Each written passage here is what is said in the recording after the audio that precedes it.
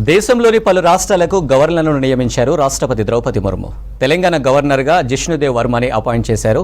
గతంలో తెలంగాణ, జార్ఖండ్ రాష్ట్రాల గవర్నర్గా పనిచేసిన రాధాకృష్ణన్ను మహారాష్ట్ర కొత్త గవర్నర్గా నియమించారు. ఇక జార్ఖండ్కు సంతోష్ కుమార్ గంగ్వార్, ఛత్తీస్గఢ్కు రామెన్ ధేకా, రాజస్థాన్కు కిషన్ రావు బాగ్డే, ఓ ప్రకాష్ మాథూర్ సిక్కింలకు అపాయింట్ చేశారు.